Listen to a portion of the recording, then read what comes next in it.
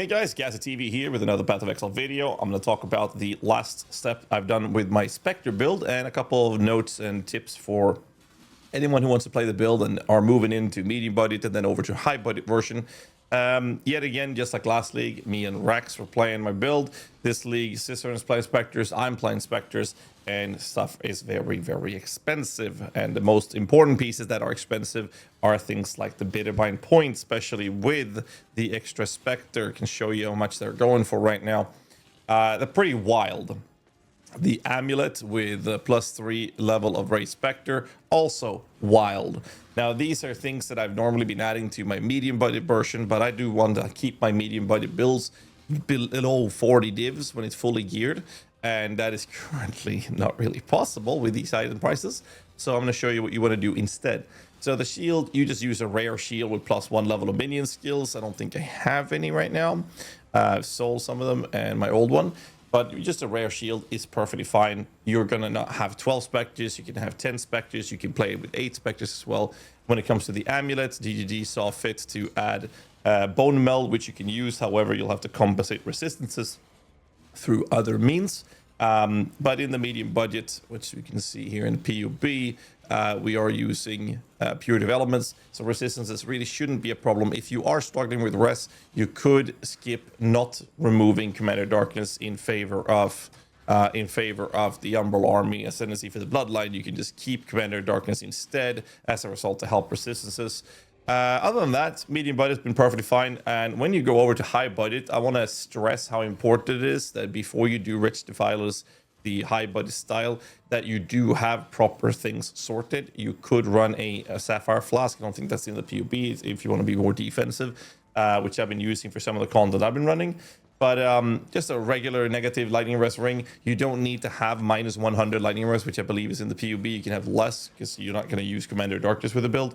You don't have extra elemental res elsewhere. Obviously, you are going to want to use the Bitterbind point and the Dragon Fang at that point, which are expensive. Philander's Touch shouldn't be too bad right now. 16 divs, that's not too bad for the prices. However, what's important is the Doryani's prototype combined with the following 3 things. You obviously will want a Glorious Vanity of Sibaka that gives us Divine Flesh, and preferably you want to have 1 or 2 automated study nodes here. There's plenty of these jewels you can buy. Best one is a 73-65 roll, which gives this, because that gives us the mastery for energy shield, physical damage, since we never lose energy shield. But that one is like 50 divs right now. So just having 2 automated studies will be fine just to give you some more defense. Divine Flesh removes 50% of all elemental damage taken. This includes damage over time effects, which is very, very important. We also combine this with a Sublime Vision with the Purity of Ice, which is converting another 30% of fire and lightning into cold damage. And these shouldn't be too expensive now. It's like a little expensive, but 40 divs. Again, this is high budget, very, very high budget. And you also have to combine that with a Watcher's Eye, which needs a perfect roll on the fire and lightning damage taken as cold. Those three things are mandatory to switch into Doryani's prototype to make this feel comfortable. This also means that you're going to need 80% chaos resistance. It also means that you don't need any point at all in fire resistance or lightning res. So my current character has -25 fire res. It doesn't really matter because I will never, ever, ever take any fire damage with this build. But those things are important before you switch into the Wretched Defilers for high budget. I've been having a lot of fun with this. I've been doing some heavy farms on tier 17s, but I did that on the medium budget as well. So for this build, I was running tier 16, 80% deli. I think I have some maps rolled. No, yeah, I do. So I've been running 80% deli maps in general with this. It's been very fun.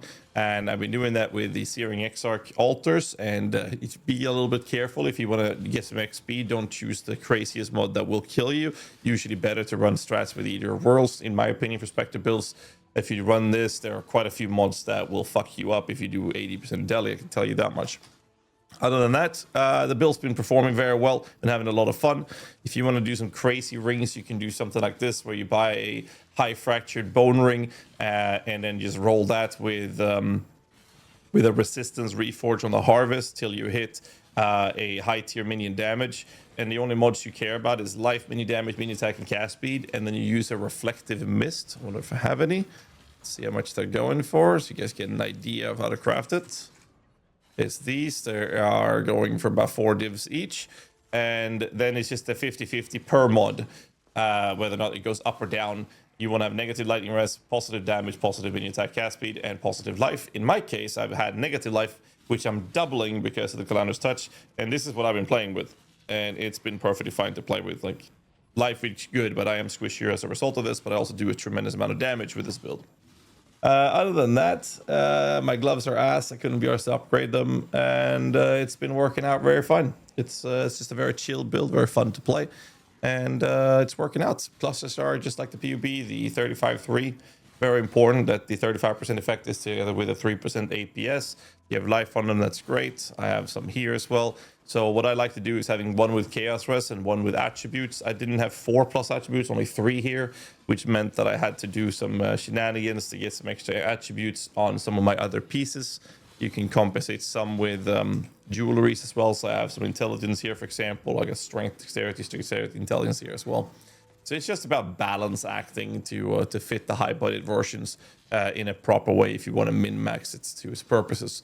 When it comes to graphs, however, I would recommend playing with something like, do I have it here? Yeah, here we go. Great Avalanche, I think, is preferable in low and medium budgets.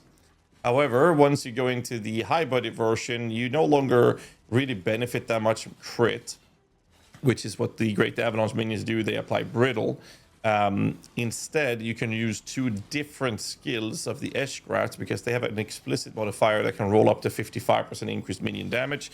So once you get to high budget, you don't need the Great Avalanche. Instead, you'll run 2 different Eshgraft skills. This is a draining and this is a jolting. And that allows me to have 2 different Eshgrafts, which rolls up to 55% minion damage. So these 2 gives me 190% increased minion damage, which is quite a lot for the game. So that's what I'm running right now for even more damage output. Other than that, I'm not running Bottle of Faith. Instead, I run the Sapphire Flask for more defenses right now, and it's been very straightforward in general. I don't really have anything else to say. I mean, obviously, we have the endurance charges through our small cluster. 2 utility Spectres is Guardian Turtle and Spirit of Fortune, of course. And that's really it. I don't really have anything else to say other than recommending some grafts and talking about the Bone Meld for medium budgets. I've been having a blast with this, but my next build will be started on the stream today, and I'm going to be playing Dark Pact. So the next content you'll see on this channel will be some Dark Pact videos. Hope you guys enjoy the build, and let me know in the comments below what you think of it, and I'll see you guys in the next one. Don't forget to hit the like button, subscribe for more content, and I'll see you guys then. Till then, stay safe and keep rocking.